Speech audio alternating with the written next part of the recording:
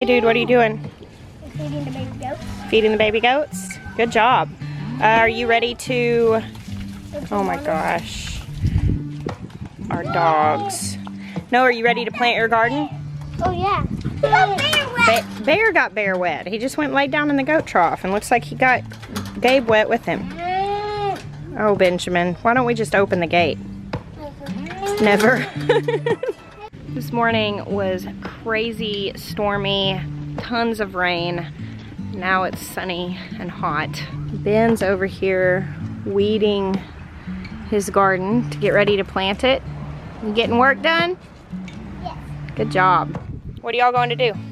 Pull out the weeds. Pull out the weeds. Go do it. You got your tools? Go pull the weeds out. No fighting with those tools. Beautiful day we're having. It would appear so. It does not feel like that. What's wrong with it? It rained all day, and then Arkansas was like, look, there's not even a cloud in the sky. And it's like just beamy heat, so it's like literally stepping into clouds of humidity. Yeah, it's so humid right now. Some days are like that. This morning, seriously, we woke up and the bottom fell out. I'm talking the kind of rain that just like, you just lay there and think, what is flooding right now? What is overflowing? What is this damaging? So much rain, so hard, rained all day. And then the next thing we know, super sunny, super bright. I just, you know, curly hair problems. I just didn't even try. It's one of those days. Rain like that will absolutely set the garden off though. I was able to get the straw mulch down in these 3 long beds, which actually took me a good bit of time yesterday. Still have a lot left to do. Can y'all believe how fast these plants are growing? Tomatoes. I'm going to do a video soon showing how to prune a tomato, so I'm actually letting these plants go so that I have something to show you. But I am picking blossoms. Probably go ahead and take these off. These haven't opened yet. I'll let this plant have those, but go ahead and pull the blossoms off while they're still small. Let them get a little bit more established. That plant's looking pretty good, so its next blossoms, I'll let them go. Do you want me to dump this nutritional juice somewhere? Looks delicious. Just pick somewhere, I guess. Anything that needs this. Yeah. I think it's mostly super soil. But... Yeah, it was super soil. It got wet. Anywhere is fine. Just any of these. So yesterday I actually moved pretty much all of my starts out to the porch here because I knew the rain was coming. It's getting so hot inside the greenhouse. I left some in there, but not a lot. Check out my radishes all coming up already in my little swimming pool garden. And so this tiny little dwarf plant, it has already set a little tomato. And I'm actually gonna let it keep its fruit. I'm not gonna pick those off because I'm not entirely sure what the growing habit of this plant is. I don't think it gets just a whole lot bigger than this. So the only thing inside the greenhouse now are my peppers, which they can take the heat. My main thing is making sure that they keep watered enough in order to stay healthy.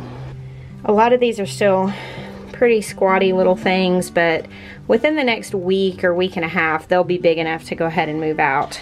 These I'm going to plant probably just any time here in the next 2 days that I have the time to put them in the ground.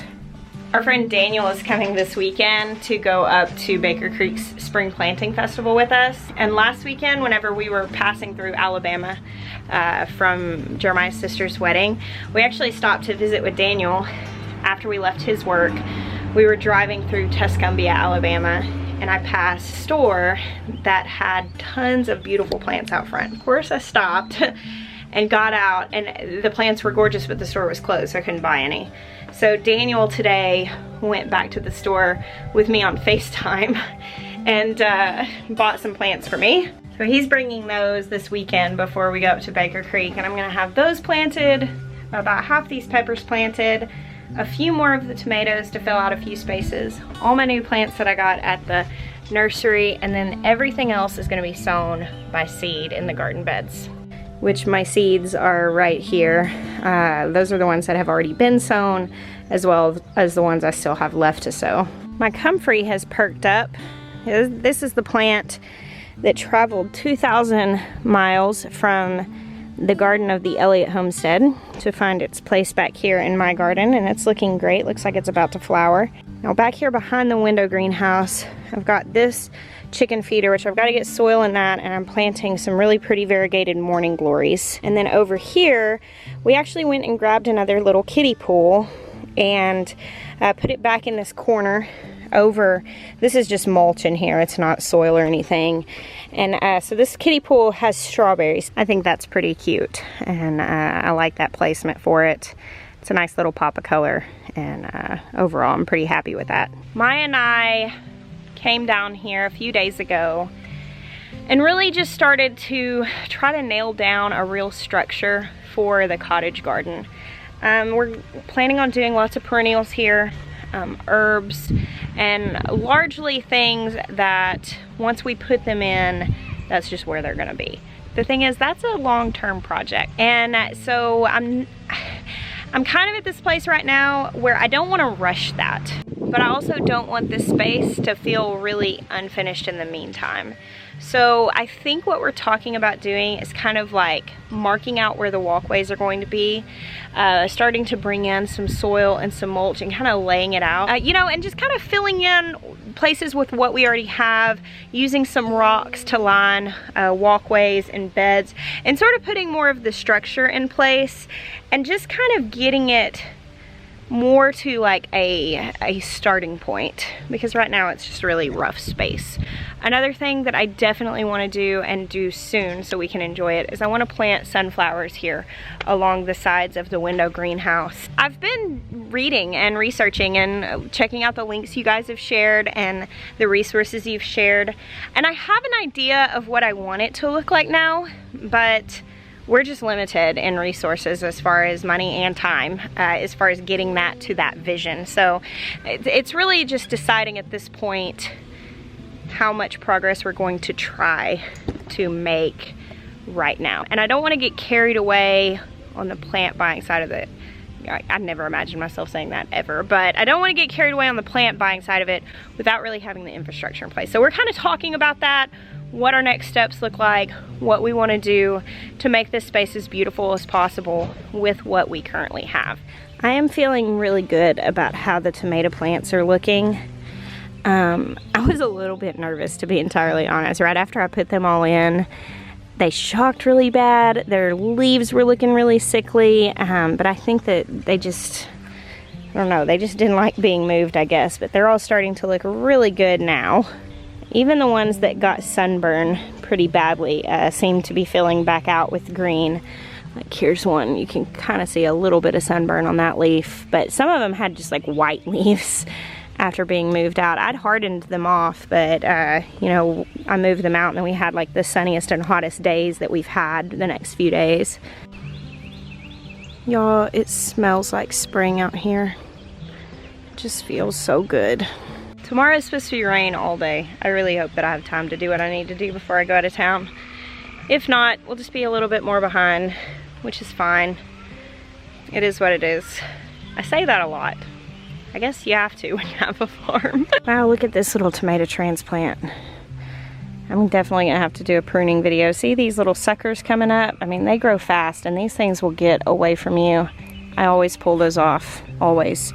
Because those branches that come out of their armpits, so if you prune down to this one main stem, you can eliminate a lot of the issues that are gonna cause problems with airflow. Here I am doing this when I said I was gonna wait. For me, the way to prevent pruning becoming a massive job is doing it every day. Like, I take my little snips and walk around my garden literally every single day during this time of year especially, but just as the tomatoes are growing, and just snip and prune the entire time, because you always miss something. But if you do it regularly, you'll see it, you know, the next time. For the most part, you'll catch them. And that way, it doesn't become a massive task that takes an entire afternoon to do all at once. Look at this little spoon cherry tomato. Now, this is one of the little tiny currant tomatoes, but if you'll notice here, it's kind of started to fall over because it's getting sort of tall.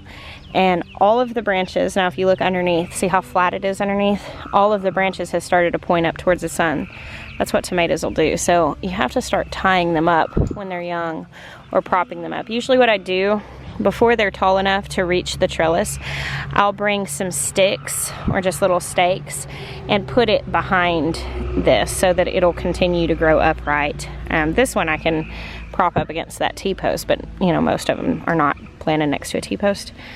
And when I come out here tomorrow, all of these branches will be pointed back up in the right direction.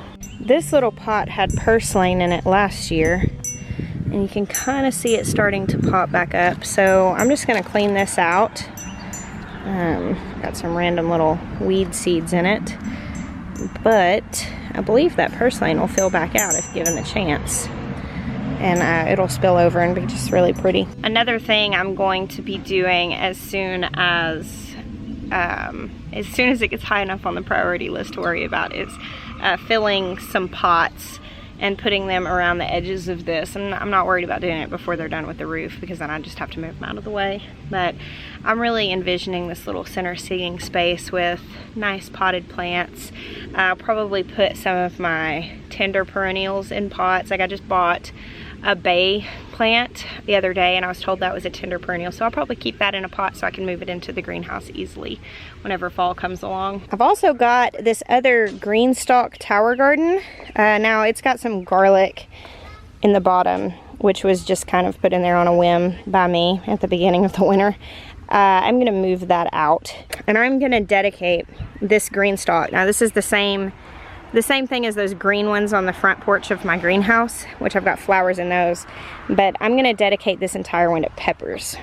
Actually, one of my sweet viewers that I talk with, she's actually doing a pepper project in Greenstalk Tower Gardens, and on the website they talk about different people growing like fruits and vegetables in those, and I've just got my ones with the flowers. They're doing fantastic, and I think peppers will do well too, so I just want to try it, and I think it would be really neat to just have a tower full of like big bushy pepper plants. So that's going to be up here somewhere near the pavilion.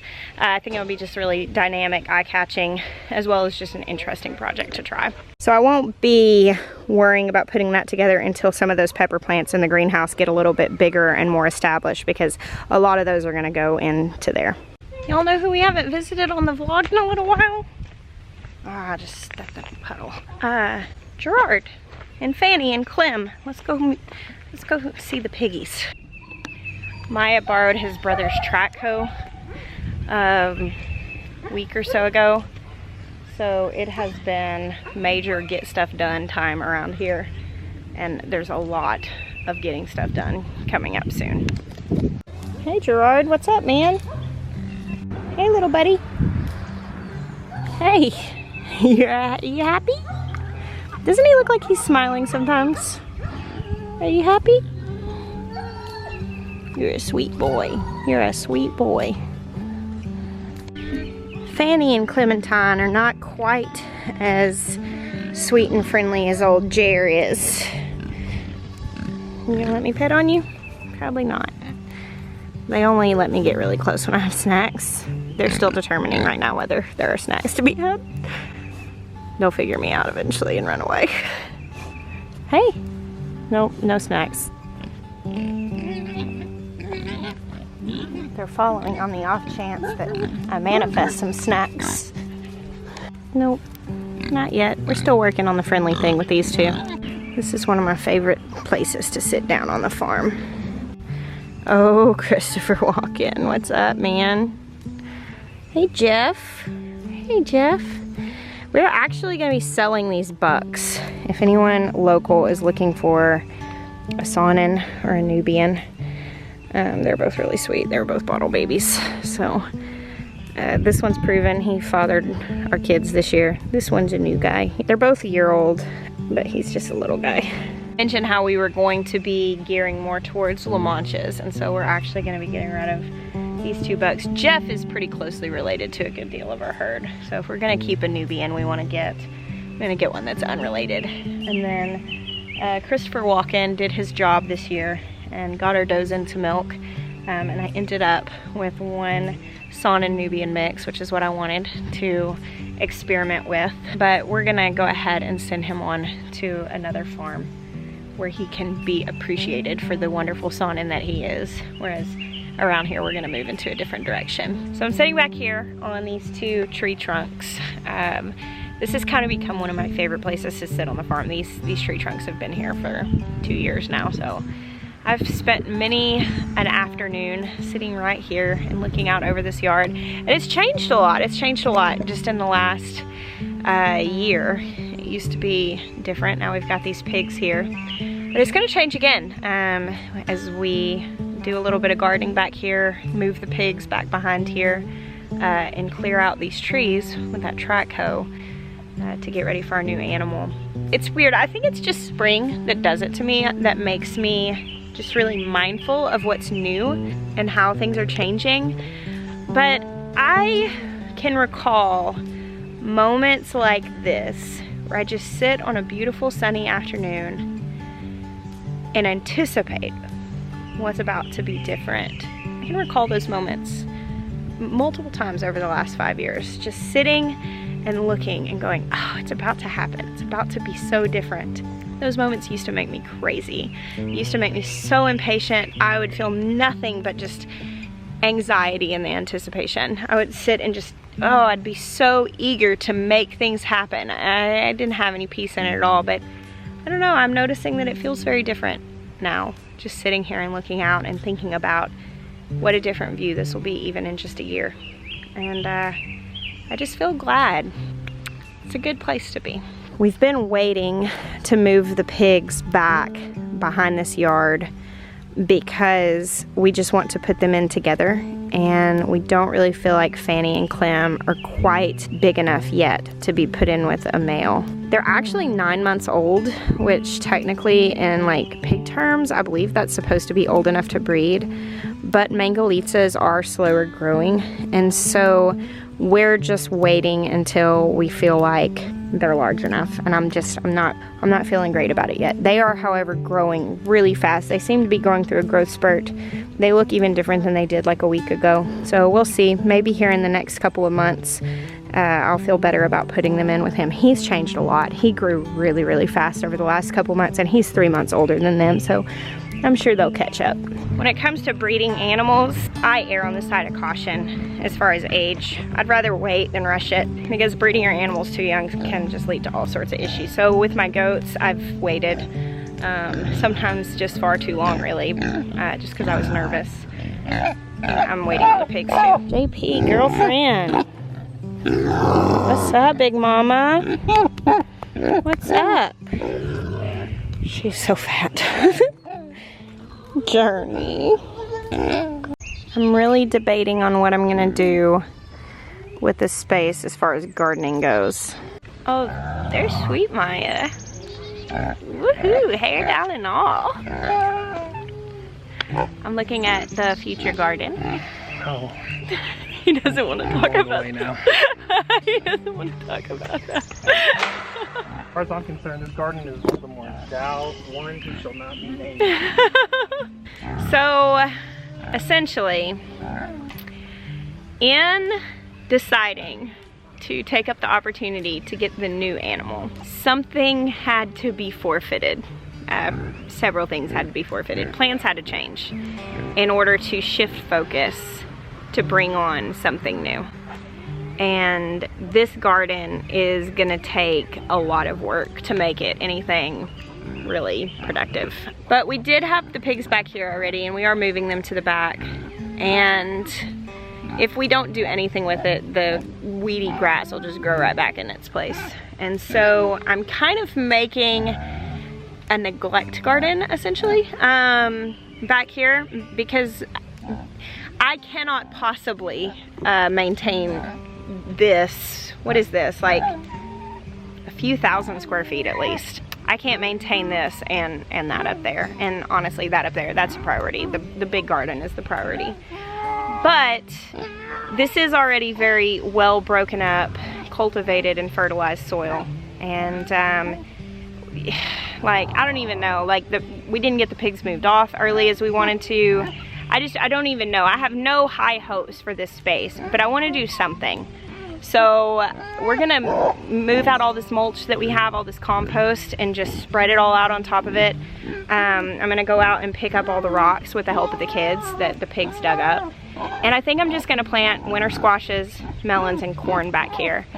And the most I'm gonna do to it is just put a sprinkler on it. It may be a total loss, but maybe not. I mean, people accidentally grow gardens all the time, right? Journey Pig would like your attention, sir. I'm not giving her my attention. Hens, what are you doing out here? They think you're gonna feed them. This is not where the hens belong. Tell them that, I They guess. have like honey badger hens. They just do what they want. Oh, here's a Kitten George sighting. He's drinking out of a puddle. He hurt his leg. Hey, KG. Hey, kitty kitty. Hey, handsome man.